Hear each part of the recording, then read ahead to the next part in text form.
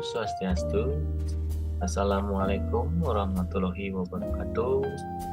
Salam sejahtera untuk kita semua. Shalom, namo buddhaya, salam sehat dan bahagia dimanapun berada.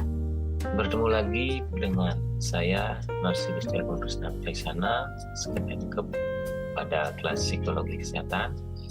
Pada pertemuan hari ini, kita akan membahas topik tentang biopsikologi dalam proses sensorik. Baik, untuk mempersingkat waktu, langsung saja kita mulai membahas topik bahasan kita pada kesempatan kali ini. Next, masuk ke pendahuluan. Nah, jika berbicara tentang biopsikologi, jadi biopsikologi itu merupakan pendekatan psikologi dari aspek biologis.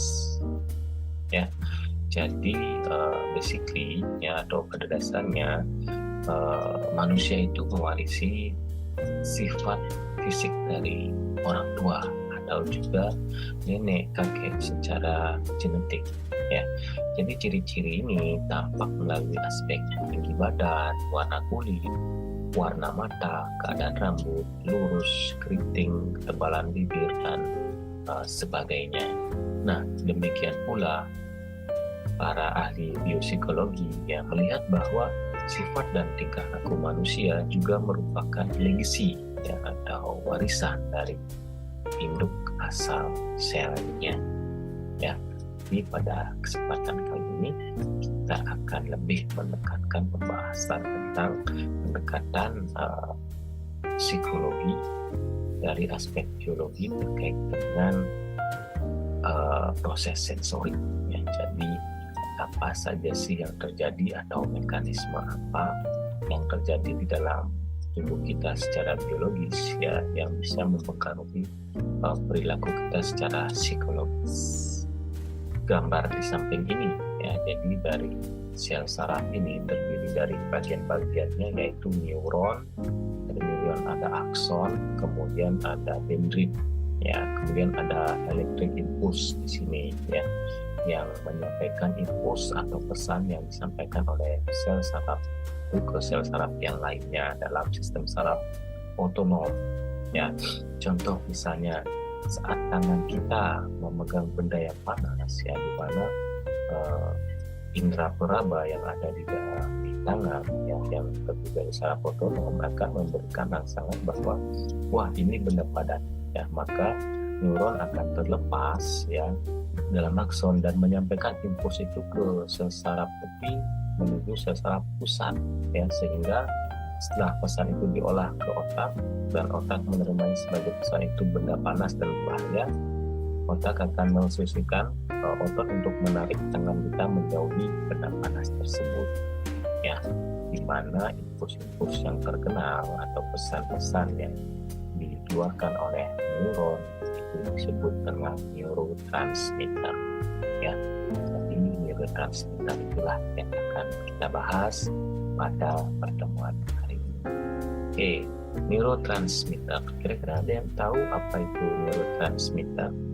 Benar sekali ya. Jadi neurotransmitter itu adalah senyawa organik endogenus ya, yang membawa sinyal di antara neuron ya, seperti gambar tadi ya, yang memberikan sinyal antara sel saraf tepi ke sel saraf pusat ya. Jadi neurotransmitter terbungkus oleh vesikel sinaps ya, sebelum dilepaskan bertepatan dengan datangnya potensial aksi ya. Jadi di sini ya, jadi begitu datang potensial aksi, jadi neurotransmitter akan dilepaskan. Berdasarkan dari hasil penelitian ditemukan berbagai fakta menarik tentang neurotransmitter dalam sel saraf manusia ya. Jadi yang pertama, neurotransmitter merupakan zat kimia ya, yang berkomunikasi dan memberi informasi dari satu sel ke sel yang lainnya di dalam sel saraf manusia.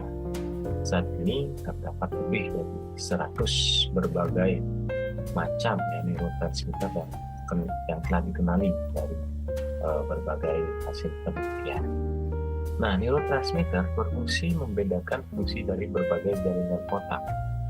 Neurotransmitter juga digolongkan berdasarkan pada ukuran dan kriteria yang dijumpai pada molekul-molekulnya. Baik, selanjutnya kita masuk ke jenis-jenis neurotransmitter ya. Dari 100 neurotransmitter yang sudah dikenali, kita tidak akan bahas semua ya. Pada temuan hari ini ada beberapa neurotransmitter yang akan kita bahas yang berkaitan dengan proses sensorik dan perilaku manusia. Nah, adapun jenis-jenis neurotransmitter, yang pertama ada asetilkolin, kemudian dopamin, epinefrin, norepinefrin, GABA, serotonin, glutamat, ya, substantif, endorfin, dan neuropeptidin lainnya. Nah, jadi dari sekian neurotransmitter tersebut ada 3 neurotransmitter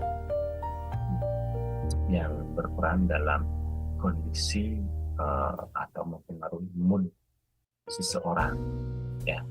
Jadi ada norepinefrin, dopamin, dan serotonin ya, di mana norepinefrin ini merupakan atau memicu kewaspadaan ya dan energi ya dalam manusia. Kemudian dopamin memicu perhatian atau fokus ya, kemudian motivasi, kemudian perasaan senang dan haru ya. Kemudian serotonin obsesi kompulsif yang mempengaruhi mood dan anxiety. Jika yang meningkat itu adalah dopamin dan serotonin. Dari jenis-jenis neurotransmitter ini akan kita bahas atau kita highlight beberapa neurotransmitter yang mempengaruhi mood atau perilaku seseorang sehingga seseorang itu bisa mengalami senang, sedih, dan next. Yang pertama adalah norepinefrin atau NMDA. Jadi norepinefrin atau ini berasal dari tirosin diatas amino, terletak di batang otak ya, terutama pada locus coeruleus ya, dihasilkan oleh kelenjar adrenal dan berasal dari otak. Efeknya adalah dapat merangsang atau menghambat ya. Kemudian fungsinya ya, tingkat fluktuasi dari norepinefrin ini terkait dengan tidur atau terjaga ya. Jadi dia relatif dengan tidur dan terjaga. Peran dalam tingkat perubahan perhatian dan kewaspadaan, membuat kita waspada, terjaga, dan tidak bisa tidur dan fokus pada masalah. Berperan dalam gangguan anxiety dan depresi. Ya, jadi jika kalian atau seseorang tidak bisa tidur, selalu terjaga sepanjang hari, maka norepinefrin inilah yang bertanggung jawab atas kondisi tersebut. Oke, baik, kita lanjut. Yang kedua adalah adrenalin ya. Adrenalin ini dihasilkan oleh kelenjar adrenal ya, yang berafiliasi dengan hormon stres lainnya. Ya, jadi adrenalin ini berfungsi meningkatkan detak jantung, bertanggung jawab atas reaksi ketika stres itu muncul ya. Jadi meningkatnya energi yang memungkinkan seseorang melakukan sesuatu yang tak terduga. Oke, selanjutnya adalah hormon kortisol atau sering dikenal dengan hormon stres. Ya, kenapa dia sering disebut hormon stres? Karena merupakan hormon steroid yang diproduksi oleh sel di dalam zona fluktuasi kelenjar adrenal. Diproduksi lebih banyak saat tubuh mengalami stres, baik fisik maupun emosional. Ya, jadi pada saat kita stres, hormon ini akan meningkat.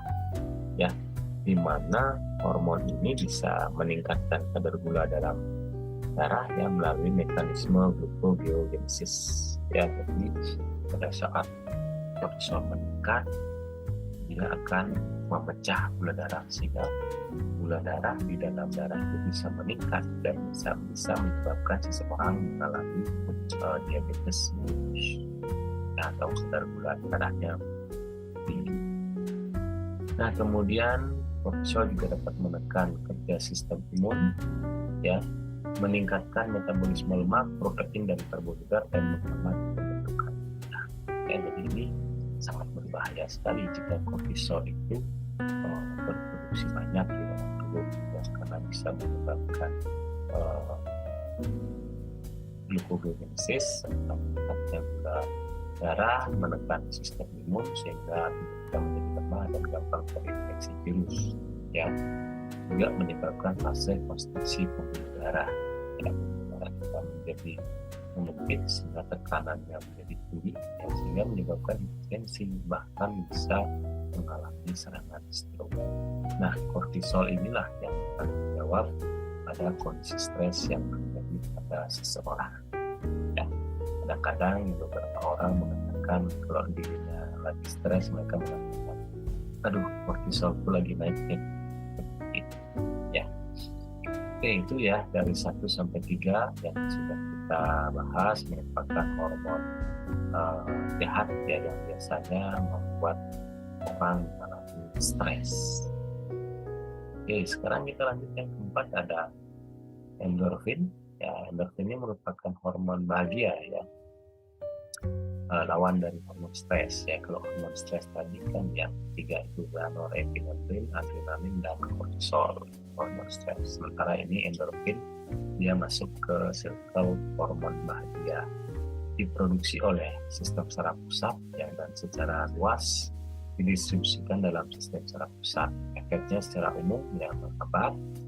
Nah, fungsinya sama seperti morfin opiat, ya, dan heroin, ya, meningkatkan reseptor opiat endogen pada neuron presinaptik yang menghalangi pelepasan rangsangan sehingga dapat mengurangi rasa sakit atau pereda nyeri. Ya, jadi pada saat orang merasakan sakit, merasakan nyeri, kemudian kita hibur, kita buat mereka senang, kita alihkan perhatiannya sehingga endorfin dalam tubuhnya meningkat dan nyerinya pun bisa tidak dirasakan oleh karena peningkatan hormon endorfin dalam tubuhnya.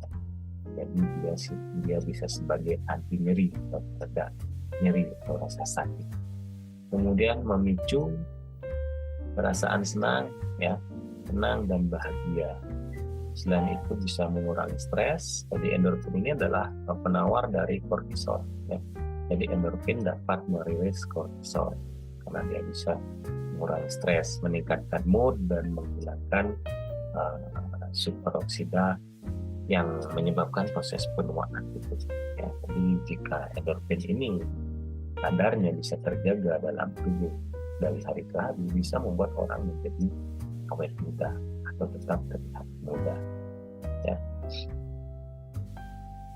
Oke, kemudian kita lanjut ke yang kelima, ada dopamin atau DA, ya, berasal dari tirosin, asam amino, terletak paling banyak di mata otak, terutama di substansia nigra, di mana efeknya adalah secara umum merangsang, ya, jadi berpengaruh pada rasa menyenangkan, membuat semakin bersemangat dan bangga, motivasi, ya. Kemudian merangsang perilaku seseorang lebih positif, ya, merupakan vasodilator pembuluh darah, ya. Ini kontraindikasi dari kortisol juga. Ya, kalau kortisol kan fase konstriksi atau penyempitan pembuluh darah, sementara dopamin merupakan vasodilator atau pelebaran pembuluh darah, ya. Ini juga termasuk dalam hormon bahagia. Kemudian yang terakhir adalah serotonin, ya, atau kodenya 5HT. Ya, jadi fungsi utama dari serotonin atau 5HT ini adalah dalam pengaturan tidur, persepsi nyeri, mengatur status mood dan temperatur tubuh, ya, serta berperan dalam perilaku agresi atau marah dan libido. Ya, jadi saat orang bergairah atau tidak bergairah, serotonin inilah yang berperan atau bertanggung jawab. Oke, itu 6 neurotransmitter yang harus kita pahami, ya, yang bertanggung jawab atas kondisi seseorang yang bisa mengalami senang, sedih, mood, kemudian motivasi, semangat, fokus, gairah, dan lain-lain yang bisa mempengaruhi perilaku seseorang. Ya. Semoga apa yang kita bahas pada pertemuan hari ini bisa dipahami, dan jika ada pertanyaan boleh sampaikan di kolom komentar atau kita diskusi pada sesi diskusi ya. Baik, jika sudah tidak ada lagi yang ditanyakan, kita akhiri pertemuan kali ini. Sampai jumpa lagi pada pertemuan berikutnya.